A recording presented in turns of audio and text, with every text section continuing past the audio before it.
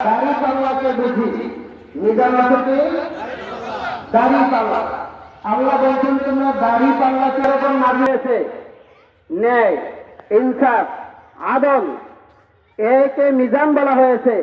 আপনার জীবনের আমার জীবনের সকল ক্ষেত্রে আমি কি ইনসাফের উপর থাকতে পারি? এর উপরে থাকা আমাদের উপর সুন্নাত না ফরজ? কে বলছেন ফরজ?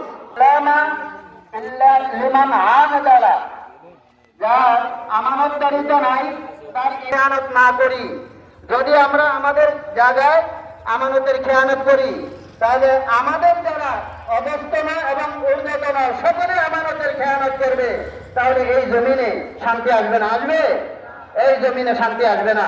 প্রিয় ভাই, এখন কথা স্মরণ করে দিয়ে শেষ করছি। আমরা ভিতরের নামাজে দোয়াই কুনুত পড়ি না? এই দোয়াই কুনুত বড় ছোট্ট একটা অংশ আছে না, ওয়ানাতলাহু ওয়ানাতরুকু, আমি আমার সাথে সম্পর্কিত হয় তার সাথে আমি সম্পর্ক ছিন্ন করে দিব, এটা ওয়াদা না?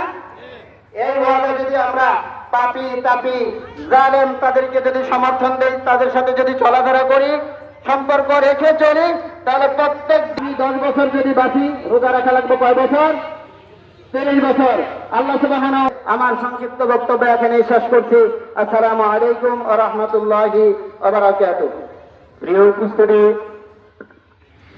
আমাদের এই এলাকার কৃতি সন্তান সচিবুর থানার সাবেক সম্মানিত আমির মাওলানা সিরাজুল ইসলাম স্যারকে আন্তরিকভাবে ধন্যবাদ।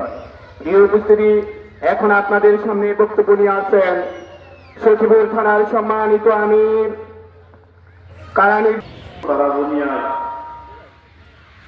নুরুমাজের বাজার বা গোলাপ ইসলামের সামনে এই জন্য সুশিয়াত আদায় করি। আলহামদুলিল্লাহ, আমরা চলতে গিয়ে আমরা বিভিন্ন সময় জালিমের জুলুমের শিকার হয়েছি। আজকে